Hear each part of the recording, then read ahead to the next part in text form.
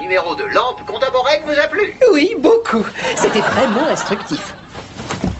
On va revoir toute ta Et décoration. dans un instant, votre feuilleton danse avec les chameaux. Oh, oui! Mon feuilleton préféré. Génial. Qu'est-ce que tu fais? C'est l'heure de mon feuilleton préféré, Malibu Hôpital Général. Mais je regarde Danse avec les chameaux. Mais je veux regarder mon feuilleton, il se passe des choses vraiment passionnantes. Oui, mais pas autant que dans mon feuilleton. Dans mon feuilleton à moi, deux personnages vont peut-être se marier. Dans mon feuilleton aussi, ça pourrait arriver. Écoute, je connais une solution équitable pour nous départager.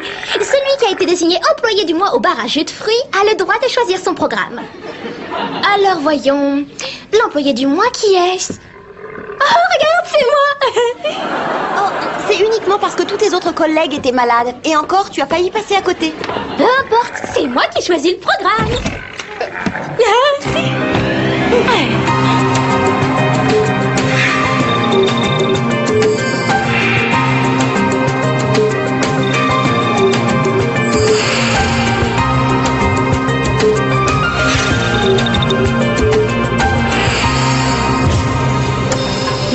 Ça ne sert à rien. Britney, vite, rajoutez 12 mg de diamorphine. Docteur Jessica, alors comment va le patient? Ah, ce n'est pas brillant, Docteur Chip. Et pourtant, nous avons tout essayé.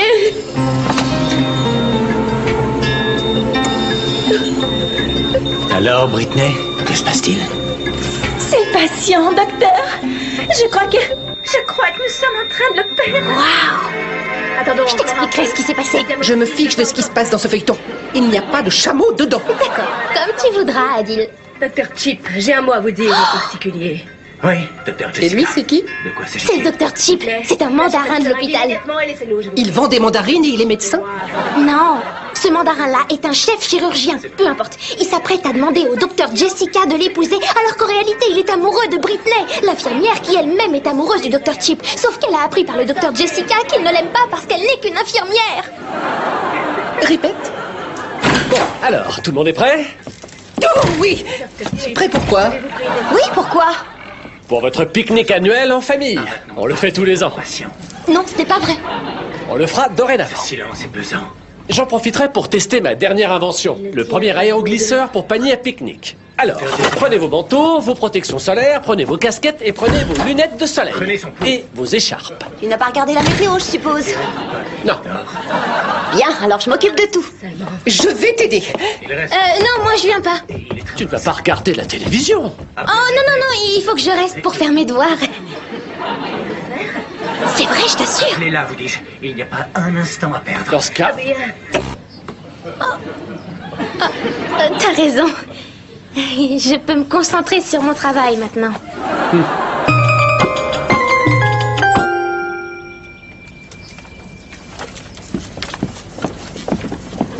Je suis prête. Moi aussi.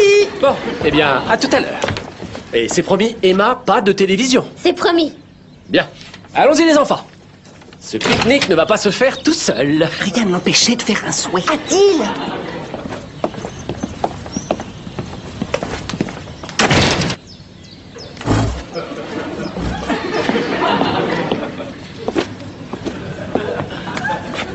J'ai oublié le piment. Je vais le chercher. Je ne peux pas manger de glace sans piment. Tu as promis à ton père. Chez nous, à Balaam Kahadar, on dit qu'une promesse qui n'est pas tenue est une promesse qui ne vaut pas son poids en haricots. Ce que je n'ai jamais très bien compris, d'ailleurs. Écoute, j'avais pas l'intention d'allumer la télé. J'y pensais. Tout simplement. J'aimerais tellement voir mon feuilleton, au moins pour savoir ce qui se passe dans l'épisode. Bon, je vais te chercher ton piment. Puisqu'Emma est privée de feuilleton et qu'elle se sent vraiment frustrée, sans regarder la télévision, qu'elle puisse savoir ce qui va se passer. Merci. Ce sera sûrement passionnant. Ah oui. Rien de plus passionnant qu'un devoir de géographie. Ce n'est pas de ton devoir que je parlais. Docteur Chip, nous avons perdu le patient. Oui, Britney. Malheureusement, dans ce métier, c'est une chose qui arrive. Mais vous ne comprenez pas. Nous l'avons vraiment perdu. C'est insensé, je ne le vois nulle part. Il a disparu. Et que se passe-t-il? Vous y comprenez quelque chose? Enfin, où sommes-nous? Je n'en ai aucune idée, mais je sais au moins une chose. Il faut que nous retournions à l'hôpital. Et en vitesse.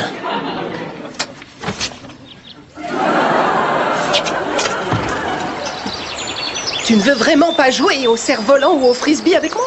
Non, Adil, tu vois bien que j'aide papa. Je ne comprends pas cette idée de pique-nique, franchement. Pourquoi sortir la nourriture de la maison juste pour manger à l'extérieur?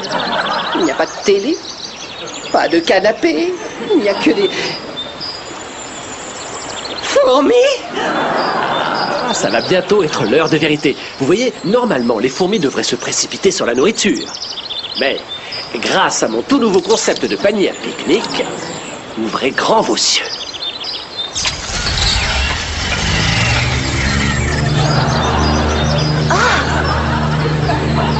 Vous voyez, avec des assiettes métalliques et un champ électromagnétique puissant, on va pouvoir manger en paix.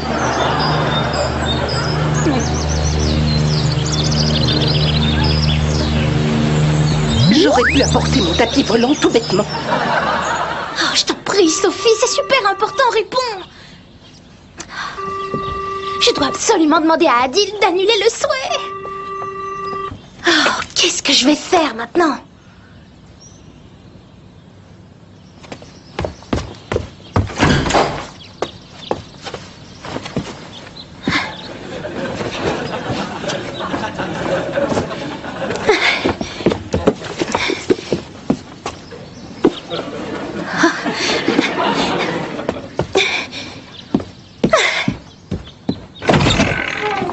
Bonjour à tous. Comment allez-vous aujourd'hui? Que voulez-vous dire? Et puis, qui êtes-vous? Et puis, où sommes-nous? Ah, donc vous ne vous rappelez pas? C'est bien ce que je pensais. Vous souffrez tous visiblement de stress et d'épuisement. Vous avez tous perdu connaissance en salle d'opération. Et vous êtes ici afin de vous reposer. Moi, je suis le docteur Emma. Nous sommes ici, dans une maison de repos. Oui. Je vois. Après tout, ça paraît logique. D'autant que ce n'est pas la première fois. Vous êtes sûr? Je veux dire, tant mieux. Vous êtes paré. N'êtes-vous pas un petit peu jeune pour être médecin? Je ne suis pas jeune, non. J'utilise simplement un bon lait hydratant. Ah bon? Est-ce que je peux voir? Je ne veux pas perdre la fraîcheur et l'éclatement de jeune fille. Eh bien, une autre fois. Je ne sais pas si... Je vous en prie! Nous n'avons absolument pas le temps de comparer nos différents laits hydratants, Britney. Ah si, bien sûr. Vous allez avoir tout le temps. Je vais le chercher. Vous attendez ici.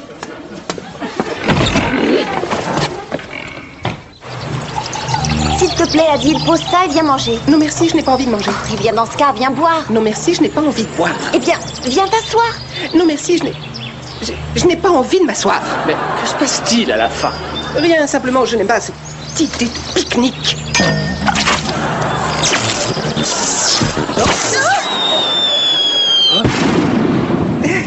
C'est un petit bruit qui n'annonce rien de vraiment bon.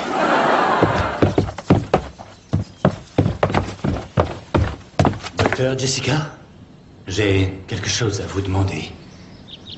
Je devais vous le demander avant, mais nous avons perdu connaissance. Nous avons été amenés ici.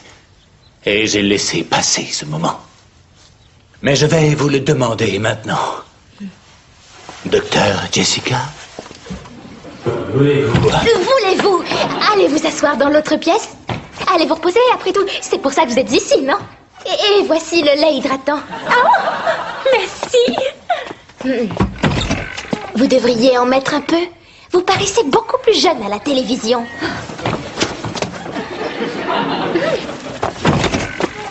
Oh, un instant, Dr. Chip. Il va falloir que je vous examine. Cela va devoir attendre, je le crains, car il faut que je dise au docteur Jessica une chose importante. Non, cet examen est plus important et il faut le faire tout de suite.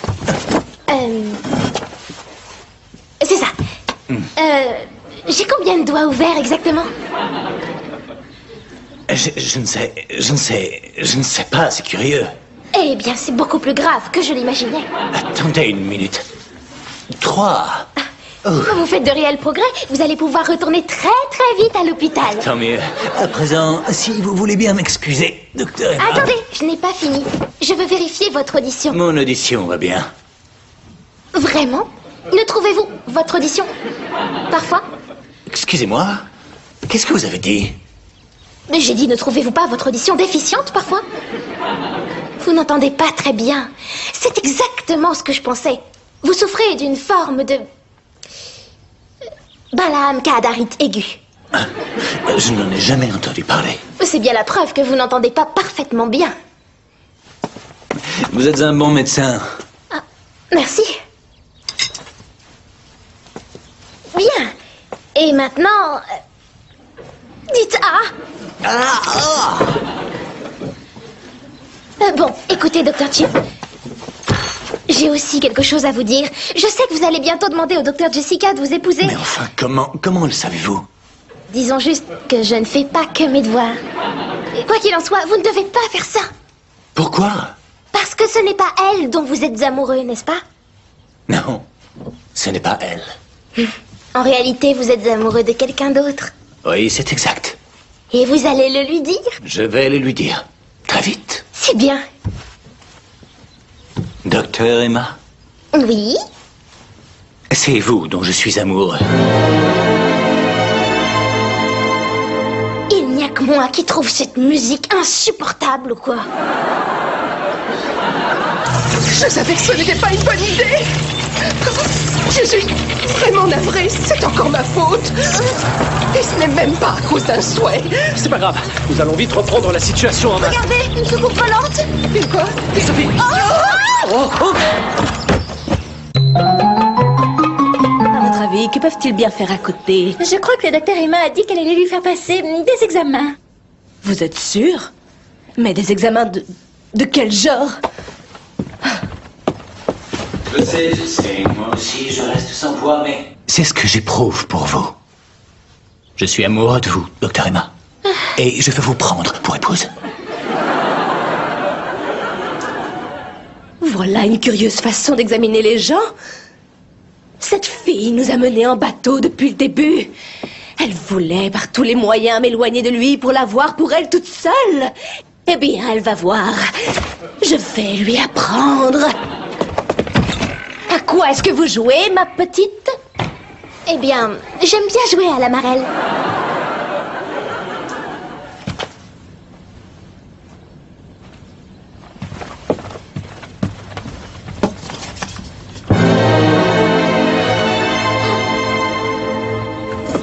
Je suis désolé, Docteur Jessica, mais je dois vous dire que j'en aime une autre. Une personne honnête, généreuse, qui m'inspire confiance. Je suis amoureux du Docteur Emma. Mais elle n'est même pas médecin. Oh,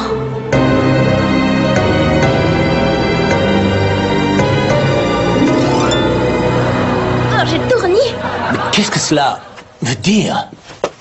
Cela veut dire que c'est une simulatrice et une menteuse. Non mais dites donc, et vous alors? Vous n'êtes absolument pas amoureuse du Dr. Chip, alors que Britney est folle de lui et lui amoureux d'elle. Vous ne voulez épouser le Dr. Chip que pour prendre toute sa fortune et disparaître avec votre petit ami, le Dr. Brad. Le Docteur Brad? Brad, mon frère? Le Dr. Brad est votre frère? Oh, je ne le savais pas. J'ai hâte de dire ça à mes copines. Je vous en prie, ne faites pas attention à ce qu'elle dit. Vous voyez bien que c'est une menteuse. D'abord, elle vous fait croire qu'elle est médecin alors que ce n'est qu'une simple gamine qui sert des jus de fruits dans un bar. Puis elle fait en sorte que le Dr. Chip tombe amoureux d'elle et invente ce mensonge ridicule à propos de moi. Cette jeune personne semble vivre dans un monde irréel, manifestement. Ah, c'est moi qui vis dans un monde irréel. Très bien, vous l'aurez voulu. J'en ai assez de cette petite comédie. C'est pas moi qui vis dans un monde irréel, croyez-moi. C'est vous trois. Pourriez-vous préciser votre pensée? C'est simple, vous n'êtes pas réel. Aucun de vous ne l'est. Vous êtes des comédiens. Enfin, il faut le dire vite. Vous jouez dans une série télé célèbre. C'est la vérité. C'est la vérité, oui, nous le savons parfaitement. Allez, venez vous allonger et vous reposer une petite minute. Je n'invente rien, je vais vous le prouver tout de suite. Regardez. Quoi? Je sais que ça peut faire un choc, mais c'est vous dans la série télévisée. Mais non, ce n'est pas nous. Si, je vous assure que c'est vous. Vous êtes juste totalement différent dans la vie réelle. Vous paraissez essentiellement plus jeune et plus grand à la télé. Enfin, maintenant que je l'ai allumé, j'ai rompu ma promesse envers... Papa.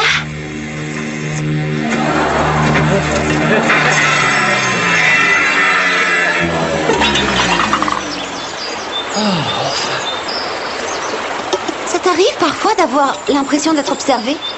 Oui. J'ai eu une fois l'impression que des centaines de personnes m'observaient. Vraiment? Oui, c'était à une course de chameaux, une très belle course. J'ai failli gagner, sauf que cette fois, c'est le chameau qui est arrivé premier. C'est curieux, j'arrive pas à me défaire de cette impression. Mais c'est ma sœur! Bien sûr que c'est votre sœur. Je vous assure! Et à côté, c'est mon père! Et le troisième, c'est... Ah, bah oui, c'est un génie. Un génie. Oui, de Balaam Kadar. Ah oui, je vois. L'endroit d'où vient le trouble dont je souffre. Oui. Enfin, non, je l'ai inventé, je l'admets. Voyez-vous cela? Vous l'avez donc inventé, n'est-ce pas? Et de surcroît, vous l'admettez. Très bien, Britney. Soyez gentille et aidez-la à se mettre plus à l'aise, je vous prie. Cette jeune personne va avoir besoin de soins très particuliers. Oui, docteur. Je vous assure que je vais parfaitement bien. Naturellement. Vous avez raison, vous allez parfaitement bien. Vous n'avez rien du tout. Ne vous inquiétez pas. Je connais un spécialiste qui soigne les gens dans la même situation que vous. Des gens qui vont parfaitement bien. Quoi? Ce médecin vous gardera dans un endroit isolé jusqu'à ce que vous retrouviez une bonne santé.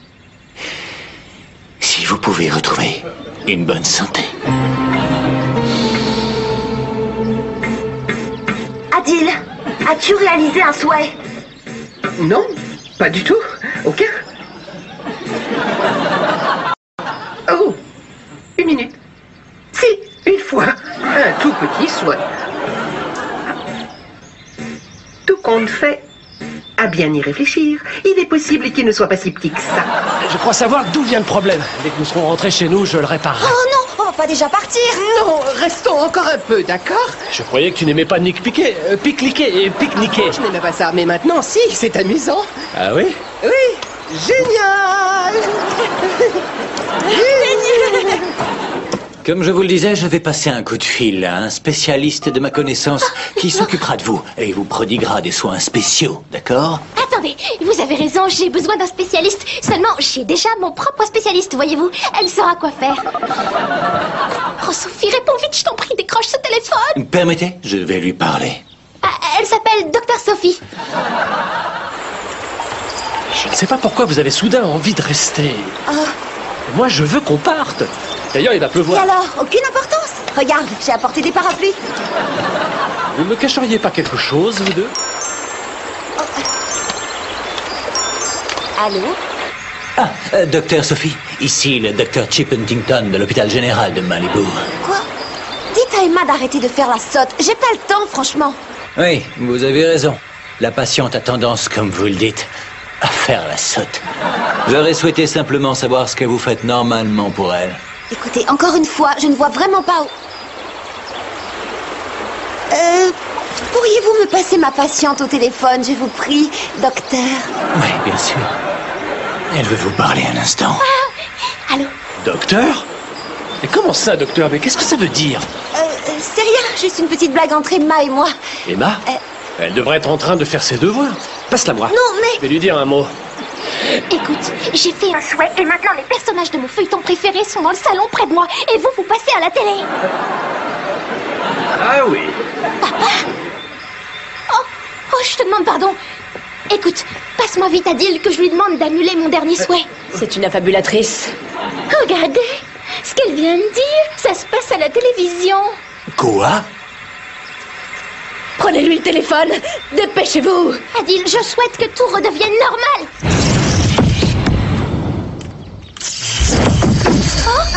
Oh, je l'admets, j'ai fait un souhait sans réfléchir.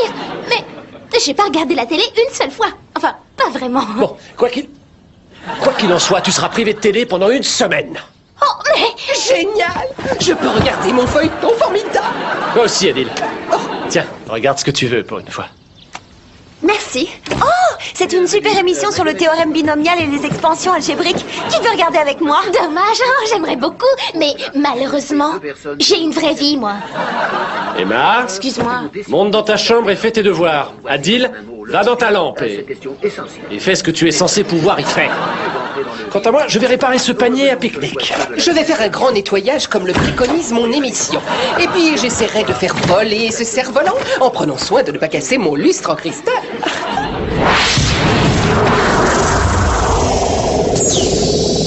Qui aurait dit que de faire un souhait sans le faire exprès provoquerait une foule de problèmes?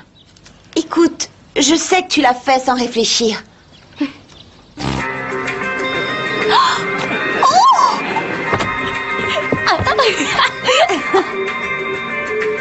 Vous avez réussi. Vous l'avez sauvé. Oui, et en utilisant simplement cet objet.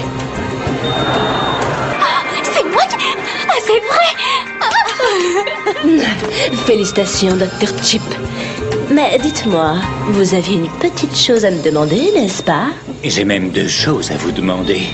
Pourquoi est-ce que vous voyez mon frère de façon secrète? Et ensuite, pourquoi avez-vous dit à Britney que je ne l'aimais pas, alors que j'en suis follement amoureux? Oh, mais Je vous somme de quitter l'hôpital et de ne plus y remettre les pieds. Allez-vous-en. Oui.